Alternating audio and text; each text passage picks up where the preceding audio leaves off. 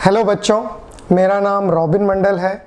आज फिज़िक्स में जो हम पढ़ने वाले हैं वो 10th से 11th क्लास में आने वाले बच्चों का सबसे पहला चैप्टर होगा। ठीक है, ये चैप्टर इसका नाम है इंट्रोडक्शन टू फिज़िक्स और आज के वीडियो में हम इसके basic definition, units and dimensions को कवर करेंगे। इसके और भी पार्ट्स हैं, ठीक है, जो आगे सब्सिक्वेंट वीडियो में आपको पढ़ने को मिलेगा। तो बच्चों, सबसे पहले क्वेश्चन यही है कि फिजिक्स क्या है। Physics is the study of laws of nature. ठीक है, जो भी चीज़ें हम एक्सपीरियंस कर रहे हैं या ऑब्जर्व कर रहे हैं, जैसे ये फैन चल रहा है तो उसकी वजह से ये विंड मुझे कितनी स्पीड से हिट कर रही है, कितना टेम्परेचर है इस रूम में, कितनी लाइटिंग है इस रूम में। तो ये सारी चीज़ें जो हम ऑब्जर्व करते हैं, इन सब का ही एनालिसिस फिज़िक्स कहलाता है। लेकिन यहाँ हमको एक चीज़ समझना पड़ेगा कि सिर्फ फिज़िक्स के लॉज ऑफ नेचर को समझना अगर हो तो हमको इसे मेजर भी करना पड़ेगा, क्योंकि बिना मेजर किए हम दो एक्सपीरियंसेस को या दो ऑब्जर्वेशंस को कंपेयर नहीं कर सकते। ठीक है, तो इसमें पहला है what is a physical quantity. Physical quantity क्या होती है? It is a measurable description of law, कोई एक पर्टिकुलर लॉ या लॉज ऑफ नेचर, जो हमें नेचर की बेटर अंडरस्टैंडिंग के लिए ज़रूरी है। तो यहाँ पर सबसे पहले हमारे पास जो टर्म आया वो आया मेजरेबल, मीन्स जिसको नंबर में एक्सप्रेस किया जा सके। सो इसका एक ही मतलब है, एक्सप्रेस्ड इन नंबर्स। तो हमें कहीं ना कहीं अपने नंबर्स को, जितने भी रियल नंबर्स हैं, रैशनल, इरैशनल, ये सारे नंबर्स का हमें ज़रूरत पड़ेगी, तभी हम measurable description of laws of nature कर सकते हैं। ठीक है, तो जैसे स्पीड है तो हम बोलते हैं कि ट्रेन की स्पीड 60 किलोमीटर पर आवर है। ठीक है, राजधानी की स्पीड 90 किलोमीटर पर आवर है। तो ये 60 और 90 ये नंबर्स हुए। ठीक है, 60 और 90 नंबर्स हुए, और साथ ही साथ एक और टर्म है जो इसमें जुड़ा हुआ है, वो क्या है? Kilometre per hour. ठीक है, हम देखते हैं कि शोएब अख्तर दुनिया का फास्टेस्ट बॉलर है, उसकी जो बॉलिंग स्पीड है 160 किलोमीटर पर आवर है। तो वो per hour, kilometre per hour, ये जो डिस्क्रिप्शन जुड़ा है ये उसका यूनिट कहलाएगा। तो किसी भी फिजिकल क्वांटिटी को हम अगर Q से रिप्रेजेंट करें, अच्छा एक चीज़ और, कितने फिजिकल क्वांटिटीज पॉसिबल है नेचर में? सो इसका आंसर है that there are infinite number of physical quantities.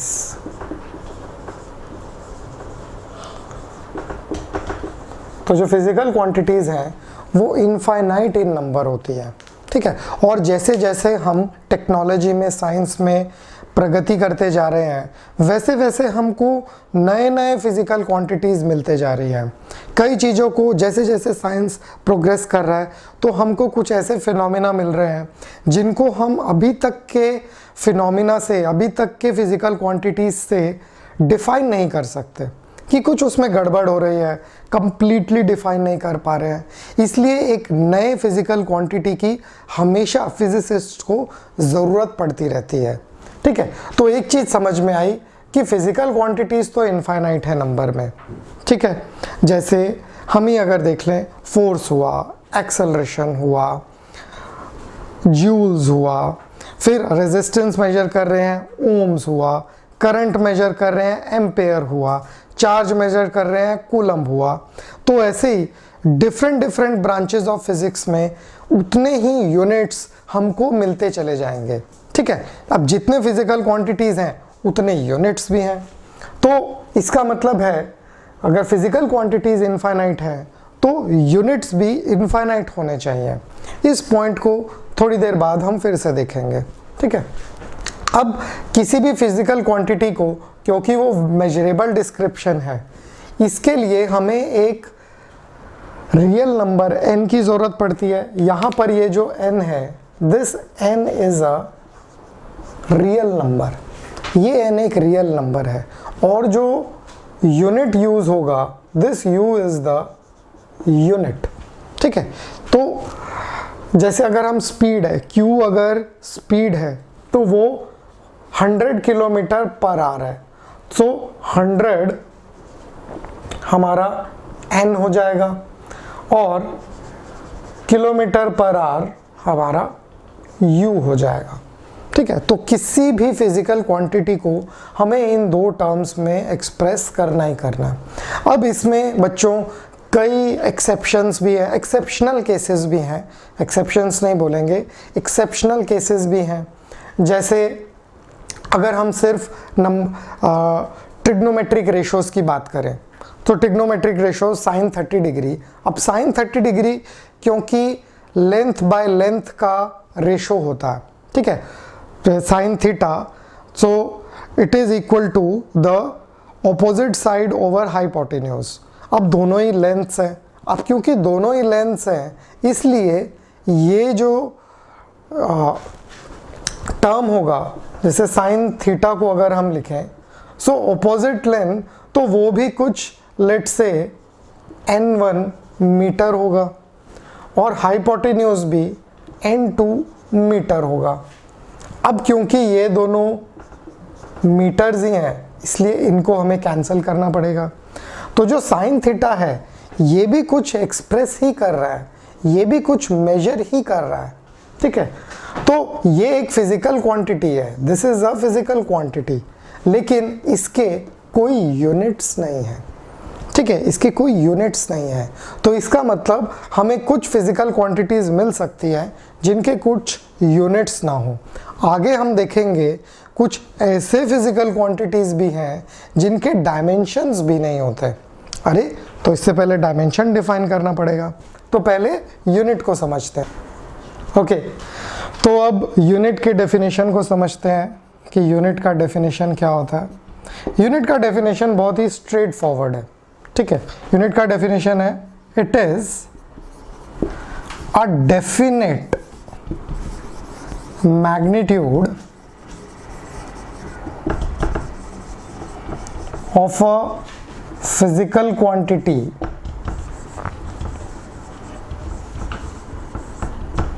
it is the definite magnitude of a physical quantity which is defined,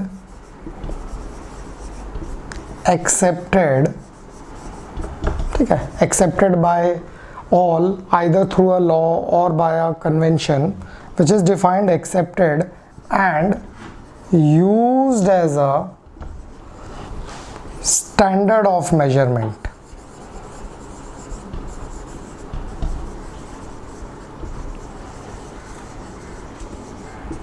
ठीक है, used as a standard of measurement for those particular type of physical quantities. ठीक है, इसको एकदम basic से समझना बहुत ज़रूरी है। जैसे अगर मेरे पास ये एक लाइन है, ठीक है, अब इस लाइन को मुझे मेजर करना है, तो इसके लिए पहले मैंने एक यूनिट डिफाइन किया। यूनिट अब मैं कैसे डिफाइन करूँगा? यूनिट डिफाइन करने के लिए मैंने ये बोल दिया कि मेरा नाम जैसे रॉबिन है, तो मैंने बोल दिया दैट दिस इज 1 आवर, ये 1 आवर यूनिट है।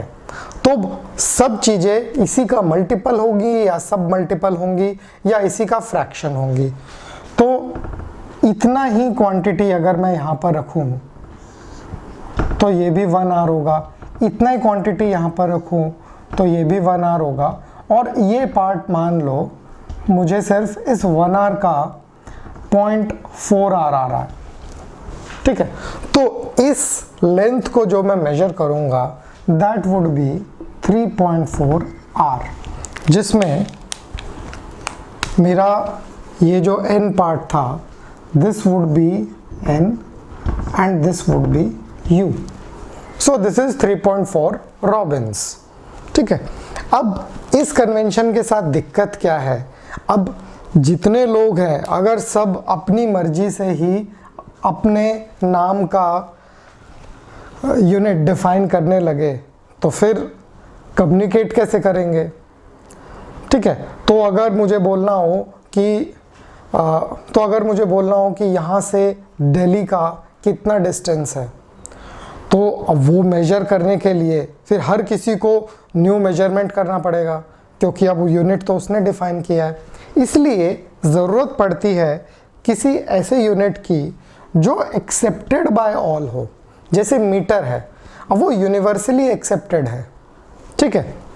हालांकि हर जगह से ज्योग्राफिकली हर रीजन का अपना एक हिस्टोरिकल यूनिट का डेफिनेशन होता है।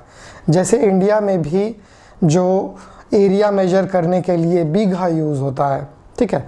वेट को मेजर करने के लिए सेर यूज़ होता है, जो हालांकि अब नहीं यूज़ होता, लेकिन हिस्टोरिकली हर रीजन का अपना यूनिट डिफाइन करने का तरीका होता है, ठीक है। तो यहाँ पर ये समझ में आया।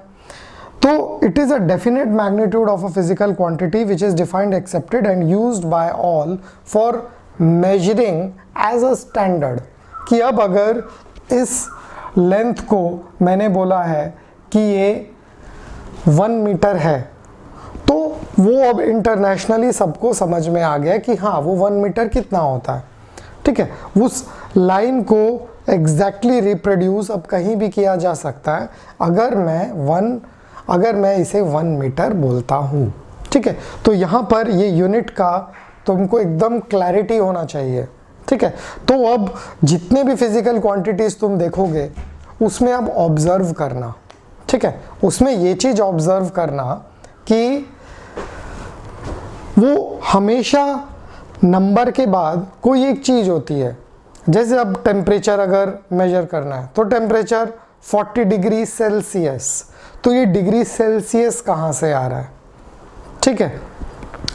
कुछ भी करंट है, अगर अपने घर का मीटर बोर्ड का रीडिंग देखो तो 5 एम्पेयर, तो एक नंबर है, ठीक है, और एक यूनिट है, ठीक है। और ये यूनिट कितने हैं? Infinite number of physical quantities हैं, तो इनफाइनाइट नंबर ऑफ यूनिट्स भी हैं, ठीक है। तो यहाँ से एक चीज़ हमको देखना पड़ेगा कि अब एक दूसरी प्रॉब्लम आ गई। फिजिक्स को भले ही समझना है और infinite number of physical quantities हैं, तो क्या हमको इनफाइनाइट नंबर ऑफ यूनिट्स भी याद करने पड़ेंगे? अगर हमको ऐसा ही करना पड़ा तो वो भी काफ़ी मुश्किल सिचुएशन है। तो उससे डील करने का एक तरीका है।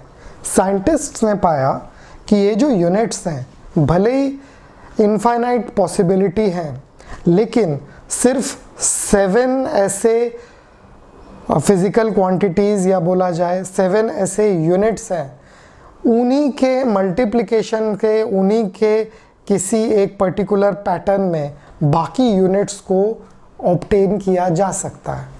जैसे मैं 2 बताता हूँ तुम्हें। जैसे लेंथ और टाइम, ये एक बेसिक उन्हीं 7 फंडामेंटल यूनिट्स में से हैं, ठीक है।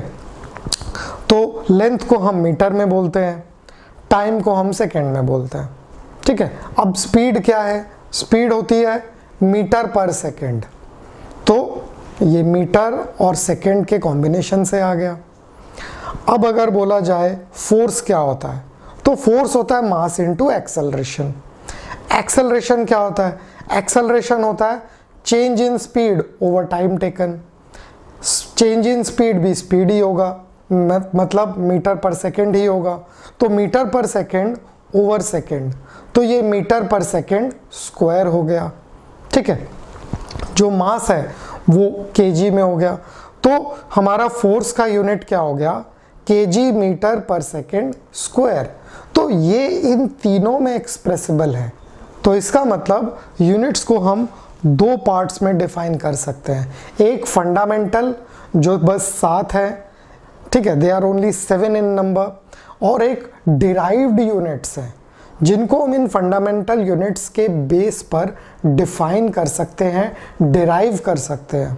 तो उनको हमें अलग से स्पेशल सिंबल दिया जा सकता है। फिजिक्स में स्पेशल सिंबल्स की एकदम भरमार है। जैसे न्यूटन ने फोर्स डिस्कवर किया, तो उसने इसी केजी मीटर पर सेकेंड स्क्वायर को न्यूटन बोल दिया, जिसे हम कैपिटल एन से लिखते हैं। ठीक है, फोर्स इनटू डिस्प्लेसमेंट पता है बच्चों कि वर्क होता है, या kinetic energy half mv square होता है। तो इसका भी, ये भी एक डिराइव्ड यूनिट है, लेकिन इसे भी हम जूल्स में लिखते हैं, तो एक जे आ गया। तो वो स्पेशल सिंबल, जैसे जैसे किसी प्रोमिनेंट साइंटिस्ट ने या फिजिसिस्ट ने कोई एक लॉ डिस्क्राइब किया है, डिफाइन किया है, तो वैसे ही वो अपने नाम का या फिर जो साइंटिस्ट्स की कम्युनिटी है वो उस स्पेशल सिंबल को ऑनर करने के लिए रिकग्नाइज करती है। लेकिन इन एसेंस इन सब यूनिट्स का एक फंडामेंटल बेस होगा और वो उन्हीं 7 यूनिट्स में होगा।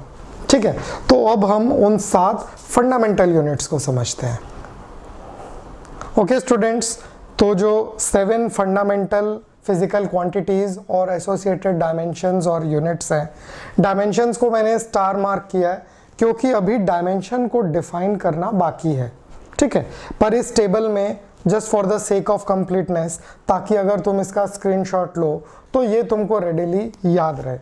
ओके, नाउ जो 7 फंडामेंटल फिजिकल क्वांटिटीज है वो हुआ लेंथ का हम यही जो कैपिटल एल है इसी को हम इसका डायमेंशन डिफाइन करते हैं। ठीक है, डायमेंशन क्यों ज़्यादा ज़रूरी है यूनिट से ये हम बाद में समझेंगे, और ये फंडा भी कि अगर डायमेंशन ज़्यादा बेसिक है, ज़्यादा फंडामेंटल है, तो भैया पहले डायमेंशंस क्यों नहीं पढ़ते, पहले हम यूनिट्स क्यों कर रहे हैं, उसका भी मैं आंसर दूंगा। ओके, तो इंटरनेशनली बहुत सारे यूनिट सिस्टम्स एक्सेप्टेड है, जैसे सीजीएस सिस्टम। ठीक है, पहले सीजीएस सिस्टम बहुत यूज़ होता था। सीजीएस सिस्टम मैं तुम्हें समझाता हूँ क्यों यूज़ होता था, क्योंकि न्यूटन, हम कोई भी चीज़ पहले, जब आज से 400-500 साल पहले जब ये सारी चीज़ों का शेप हो रहा था, फिजिकल लॉज डिफाइन हो रहे थे, तब हमारे पास कोई भी वेट है या कोई भी हमने अगर हॉर्स की पावर कैलकुलेट करनी है तो उसके लिए हमारे पास एक हॉर्स ही एक क्राइटेरिया था जिसका हम मेजर करते, जिसका हम पावर मेजर करते थे। ठीक है, लेकिन समय के साथ साथ हमने बड़े बड़े इंजन्स बनाना शुरू किया, तो अब अगर वही हॉर्स पावर अभी भी हम एज अ यूनिट यूज़ करते हैं, तो अब किसी भी इंजन का हॉर्स पावर क्या हो जाएगा, ये तो बहुत ज़्यादा हो जाएगा। तो इसीलिए हमको टाइम के साथ जैसे जैसे हमारा स्केल ऑफ ऑपरेशन बढ़ता जाता है, वैसे ही हमें यूनिट भी, बड़ा यूनिट मतलब डिपेंड करता है बड़ा या छोटा, वैसे ही हमें यूनिट्स में भी वेरिएशन चाहिए रहता है। ठीक है, तो CGS system is your centimetre gram second system. ठीक है, इसमें लेंथ, मास और टाइम को सेंटीमीटर, ग्राम और सेकेंड में यूज़ किया जाता है। इसको आगे हम देखेंगे 4th चैप्टर में, दैट फोर्स का ऐसा यूनिट न्यूटन होता है, उसका सीजीएस यूनिट डाइन्स होता है, जैसे और वैसे ही वर्क का वर्क का ऐसा यूनिट जूल्स होता है, लेकिन सीजीएस यूनिट अर्ज होता है। ठीक है, ERG बोलते हैं जिसे। लेकिन इसके साथ साथ जब हम मैग्नेटिज्म करेंगे, इलेक्ट्रोमैग्नेटिज्म, वहाँ पर तो सीजीएस यूनिट्स की भरमार है। ठीक है, क्योंकि तब हम जितने भी फिनोमिनास करते थे वो बहुत ही स्मॉल स्केल पर होते थे। ठीक है, ओके, तो लेंथ, मास और टाइम का तो समझ में आया। एक चीज और, जो ऐसा यूनिट है, it is nothing more than, it is extended MKS system. ये MKS सिस्टम का ही एक्सटेंशन है कि ये तीनों तो सेम है, इसके बाद टेम्परेचर को T से नहीं कर सकते, इन सबको हमने L, M और इनके पहले यूनिट से डिफाइन किया। ठीक है, लेकिन हम टेम्परेचर को नहीं कर सकते क्योंकि टाइम में हम कैपिटल T ले चुके हैं। तो इसलिए टेम्परेचर को कई लिटरेचर में, कई बुक्स में और कई ऑथर्स थीटा से डिफाइन करते हैं। ठीक है, that theta stands for temperature, लेकिन ज़्यादा wider acceptable unit is capital K, why K, क्योंकि इसका जो ऐसा यूनिट है वो लॉर्ड केल्विन के नाम पर केल्विन है, और केल्विन में K is the first letter.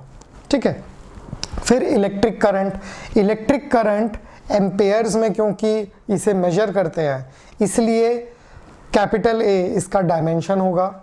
आई, क्योंकि इलेक्ट्रिक करंट को जब भी हम करंट इलेक्ट्रिसिटी में पढ़ते हैं तो इसको आई का सिंबल देते हैं, ठीक है। तो ए और आई दोनों में से कुछ भी यूज किया जा सकता है, हालांकि this a is internationally accepted.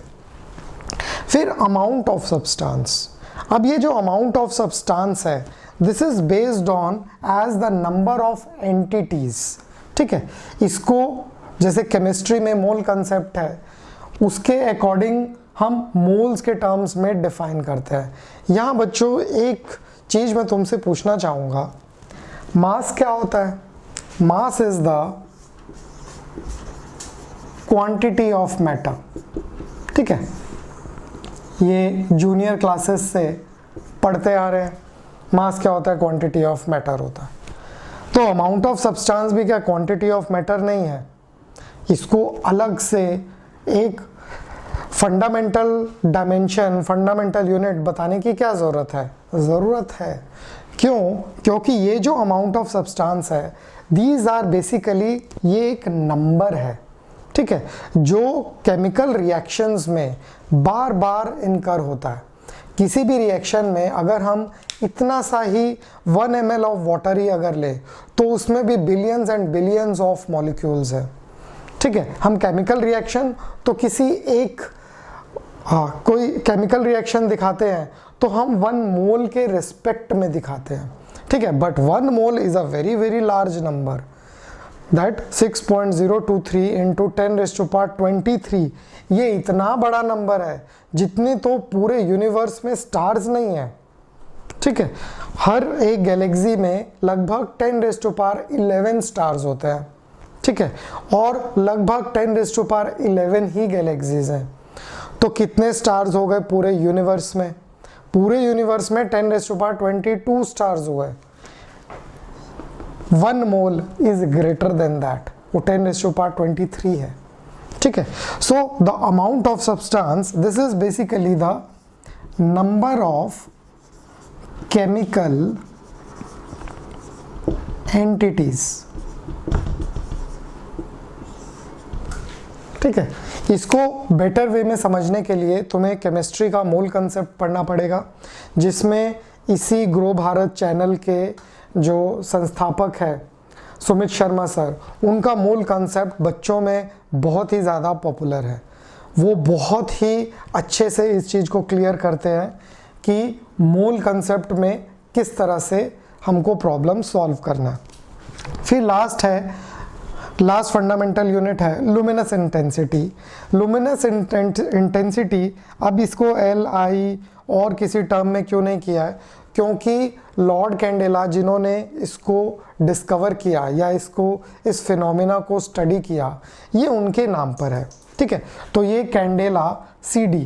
तो लुमिनस इंटेंसिटी ज़्यादातर हमारे सिलेबस में नहीं है, 11th 12th के सिलेबस में नहीं है, इसलिए इसको हम बहुत ज़्यादा स्टडी नहीं करते हैं। कई स्टेट्स के बोर्ड्स में फोटोमेट्री चैप्टर रहता है, तो इसके लिए हम एक सेपरेट वीडियो ज़रूर करेंगे। यहाँ पर बेसिक तुमको इस चीज़ का एक्सपोजर देना था कि फंडामेंटल फिजिकल क्वांटिटीज़ क्या होती है, ठीक है। तो ये सारी चीज़ें तुमको याद रखनी पड़ेंगी, ओके। सो फॉर एग्जांपल हम स्पीड का ही केस अगर लेते हैं, तो स्पीड का फॉर्मूला है सिंपली डिस्टेंस ओवर टाइम, ठीक है। अब डिफरेंट यूनिट्स में डिस्टेंस को हम डिफरेंट वे में एक्सप्रेस कर सकते हैं। हम डिस्टेंस को सेंटीमीटर में कर सकते हैं, टाइम को सेकंड में। तो स्पीड वुड बी सेंटीमीटर पर सेकंड।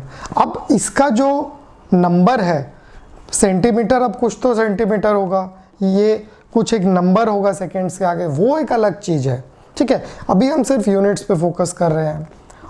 और क्या कर सकते हैं? डिस्टेंस को हम किलोमीटर में कर सकते हैं, टाइम को हम किसी भी वे में पढ़ सकते हैं, टाइम को हम मिनट्स में, सेकेंड्स में, आवर्स में या डेज में कर सकते हैं, ठीक है।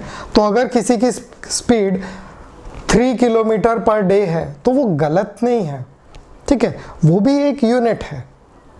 ठीक है, तो यहाँ पर अब प्रॉब्लम समझ में आ रही है कि हमको सब के सब यूनिट्स को अगर एक फॉर्म में हम नहीं डिस्क्राइब करेंगे तब तक हमें कंपेयर करने में बहुत दिक्कत होगी, या फिर हमें कन्वर्ट करना पड़ेगा सबको।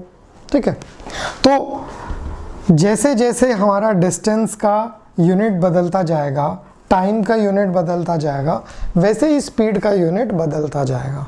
ठीक है, तो ये हुआ स्पीड का। और अगर हम लें एक्सेलरेशन, ठीक है, तो एक्सेलरेशन होता है change in velocity over time. अब चेंज इन वेलोसिटी भी वेलोसिटी ही होता है। ठीक है, this divided by time. Velocity और स्पीड में हालांकि एक डायरेक्शन का डिफरेंस है, और मैंने स्टार्टिंग में एक रिलेशन भी दिया था, बट अभी उस रिलेशन को स्किप करते हैं। ठीक है, क्योंकि डायरेक्शन भी डायमेंशनलेस होता है, यूनिटलेस होता है, तो इसको हम वेक्टर्स चैप्टर में डील करेंगे। ठीक है, तो यहाँ मान के चलते हैं कि for the sake of units जो स्पीड का यूनिट है वही वेलोसिटी का भी यूनिट है। ठीक है, और ऐसा ही टर्म्स में हमने लिया है। तो चेंज इन स्पीड होगा लेट्स से मीटर पर सेकेंड में, और टाइम होगा सेकेंड में। ठीक है, तो इसलिए इसका यूनिट क्या बन गया, मीटर पर सेकेंड स्क्वायर। ठीक है, इसी को या तो ऐसे या मीटर पर सेकेंड स्क्वायर ऐसे लिखा जा सकता है। तो यहाँ पर एक पैटर्न तुमको ऑब्जर्व करना पड़ेगा कि यहाँ पर मीटर का पावर क्या है, 1। ठीक है, जो हम नहीं लिखते उसका मतलब पावर 1 है, और सेकेंड का पावर क्या है, -2। ठीक है, तो जैसे जैसे हमको ये डिराइव्ड फिजिकल यूनिट्स मिल रहे हैं, जैसे हम इसका भी अगर देखते, ये मीटर पर सेकेंड है। ठीक है, तो इसका मतलब ये मीटर और सेकेंड ये तो फंडामेंटल यूनिट्स हैं, तो इनको ही हम कुछ सर्टेन पावर्स में रेज कर रहे हैं। जैसे जैसे हम सर्टेन पावर्स में रेज कर रहे हैं वैसे वैसे हमको डिराइव्ड यूनिट्स मिल रहे हैं। अब हम एक और फंडामेंटल यूनिट को इसमें इंक्लूड करते हैं with the example of force. Force is mass into acceleration. ठीक है, now this mass is given in, ठीक है, इसको मास लिखते हैं क्योंकि एम हम मीटर के लिए यूज़ कर रहे हैं, तो इसका जो यूनिट होगा दैट वुड बी केजी, और एक्सेलरेशन है मीटर पर second square. This you can see is kg1 metre 1 second -2। तो ये जो फंडामेंटल यूनिट्स हैं इनको हम किसी सर्टेन पावर्स में रेज कर रहे हैं। ठीक है, तो इसका मतलब अब जो हमारी डिराइव्ड फिजिकल क्वांटिटीज़ हैं, ठीक है, उनके जो यूनिट्स हैं उनको हम ये बोल सकते हैं कि वो फंडामेंटल यूनिट्स को सर्टेन रियल पावर्स में रेज करने पर हमको ऑब्टेन होता है। उसी को डिराइव्ड फिजिकल क्वांटिटी या डिराइव्ड यूनिट बोला जाता है। ठीक है, तो हमें अब क्या पता चला कि that there are 7 fundamental units. इन्हीं को हम डिराइव्ड यूनिट्स में जब कन्वर्ट करते हैं तो हम इन फंडामेंटल यूनिट्स के पावर्स को सर्टेन रेज करते हैं। यहाँ मैं एक चीज़ और तुम्हें बता सकता हूँ कि इसको हम ये भी लिख सकते हैं kg का पावर 1, मीटर का पावर 1, सेकेंड का पावर -2।